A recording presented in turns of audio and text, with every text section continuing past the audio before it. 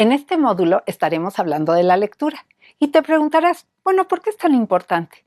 Pues fíjate que en los primeros años de la primaria realmente estamos aprendiendo a leer, pero a partir de cuarto año de primaria y para adelante hasta educación superior, lo que hacemos es usar la lectura como un vehículo para aprender. Así es que es de lo más relevante entender sus procesos, sus características, para sacar el mayor beneficio posible de todo y que tu comprensión y velocidad sean óptimas.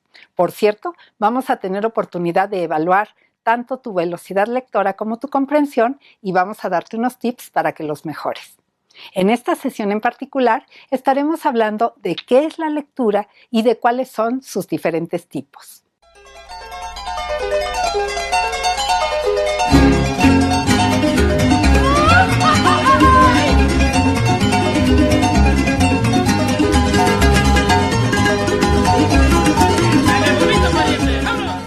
Hay tres tipos de comprensión que podemos tener.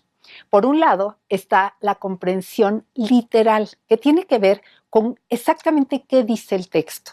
Es decir, fijarme en los detallitos de cada cosita que va diciendo. El segundo tipo es el inferencial, que tiene que ver con interpretar esa nueva información con base en mis experiencias y conocimientos pasados, que también se verán modificados por eso nuevo que estoy yo adquiriendo. Y el tercer tipo es el crítico, en donde no solo interesa qué es lo que se dice, sino es muy importante el cómo se dice y el por qué. Es decir, indago cuáles son los propósitos, los sesgos, como todo lo que está atrás del autor para poder haber escrito ese texto específico. Si te fijas, cuando empezamos con lectura literal, estamos en un nivel muy superficial del texto. En el inferencial, que ya implica leer entre líneas, pues vamos profundizando. Y en el nivel crítico realmente estamos en lo más profundo de esa comunicación. A continuación, en la siguiente pantalla, encontraremos un texto que te pedimos que leas con todo detalle. Regresando, vamos a analizar las posibilidades de preguntas que te podemos hacer. Ahora veamos qué tipo de preguntas te puedo hacer acerca de este texto que acabas de leer. Por ejemplo, si yo te pregunto, ¿cuántos jóvenes entre 16 y 18 años estudian la educación media superior? ¿Qué tipo de pregunta te estoy haciendo? ¿Qué requiere de ti? Si contestaste que es una pregunta literal y que lo único que requiere es buscar en el texto la respuesta, perfecto, ya entendiste qué son las preguntas literales. Analicemos otro tipo de pregunta. Por ejemplo, si el cuestionamiento en esta ocasión es, en opinión del autor, ¿qué es lo que debe estar haciendo un joven de entre 16 y 18 años? ¿Qué tipo de pregunta es? Si contestaste que es una pregunta inferencial, estás en lo correcto. Veamos por qué. Esta pregunta exige que te fijes en diferentes partes del texto y veamos cuáles son las connotaciones positivas y las connotaciones negativas. Veremos que cuando habla del estado óptimo del aprendiz dedicado de tiempo completo a estudiar, pues tenemos una connotación súper positiva. En cambio, cuando habla de quienes no están de tiempo completo en esto o no están en nada, pues habla en términos muy negativos. Por ejemplo, habla de encomiables guerreros, soldados rasos y vasallos. Todo eso nos da la idea que nos permite inferir que el autor prefiere que el joven esté estudiando. Aquí viene otro reto. Tú me dices qué tipo de pregunta es. ¿Cuál es la postura de Francisco Miranda acerca del hecho de que la mitad de los jóvenes de esta edad o no estudia ni trabaja, o solo trabaja, o estudia y trabaja? Si contestaste que es una pregunta crítica, estás en lo correcto, porque refleja cuál es la postura general del autor y necesitamos leerlo todo y analizarlo desde un punto de vista evaluativo para poder identificar que él está en contra de ese tipo de muchachos que no está estudiando de tiempo completo. Llegó el momento de probar tu conocimiento de este tema con unas pequeñas preguntas. Un aspecto interesante hoy en día es qué tanto conviene leer en papel o en formato digital. Dayan Mizrahi hizo una investigación y hace como un recuento de investigaciones previas. En ellas ha visto varias cosas interesantes. Por ejemplo, los alumnos tienden todavía a preferir el formato en papel para leer. y parece ser que está asociado a mejores comprensiones profundas, quizá porque el formato digital tiene la implicación de una sobrecarga cognitiva. Sin embargo, hay estudiantes como los postdoctorales que prefieren de todas el formato electrónico. Algunos estudiantes deciden utilizar el formato digital por cuestión de costo y accesibilidad, pero muchos de ellos acaban imprimiendo, así es que es un poco engañosa esa estadística. Todo esto resulta muy interesante porque al parecer diferentes partes del cerebro están involucrados en el procesamiento de lectura en un formato y en otro. En su estudio, Mizrahi concluye que los estudiantes universitarios prefieren el formato en papel. Sin embargo, ella misma advierte que las cosas están cambiando mucho y con la cercanía del formato digital es posible que todo esto se modifique en los próximos años. Y es que hay factores como el cansancio en los ojos o la facilidad de subrayar que pueden verse modificados por mejoras tecnológicas. Para hablar de este tema tan interesante, tenemos una invitada maravillosa, que es la doctora Rosa del Carmen Flores.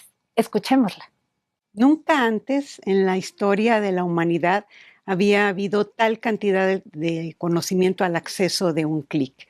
Y bueno, esto se vuelve fabuloso porque el conocimiento, que es un derecho de todos, pues ahora prácticamente todos podemos tenerlo. Sin embargo, esto representa retos importantes para el lector.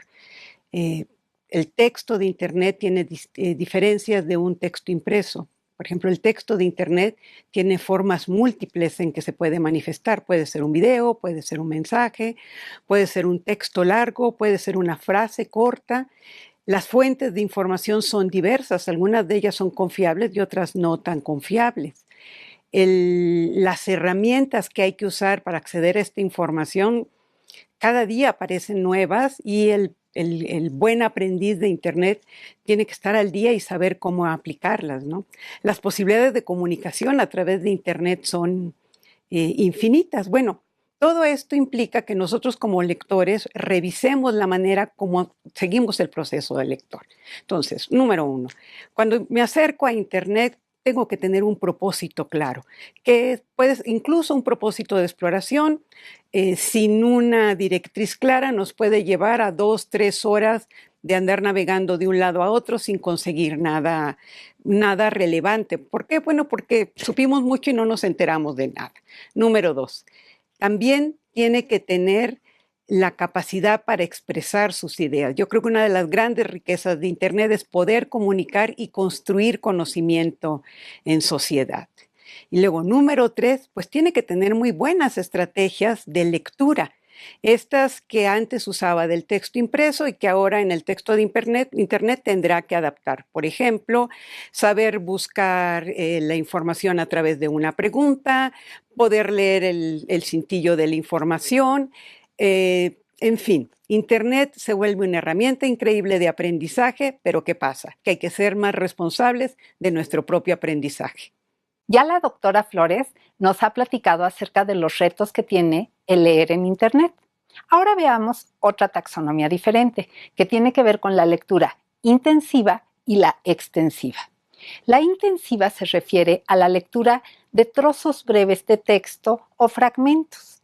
Y eso tiene que ver con un énfasis mucho más en el lenguaje que en lo que el texto está comunicando. Si te fijas, gran parte de lo que hacemos en las escuelas tiene que ver con lectura intensiva. Sin embargo, la contraparte es la lectura extensiva, que tiene que ver con leer todo un texto, todo un libro y disfrutarlo. Casi siempre está un pelito por debajo de mi competencia real, para que yo me sienta súper a gusto y siga leyendo y vaya teniendo como muchos éxitos y complete muchos libros leídos. Entonces la lectura extensiva tiene que ver con leer por placer. Y fíjate que hay investigación que apoya grandes beneficios de este tipo de lectura. Por ejemplo, en un metaanálisis, Nakanishi obtuvo este resultado. Muchas investigaciones sugieren que el leer extensivamente por un periodo más o menos de un año implica una mejora en la comprensión.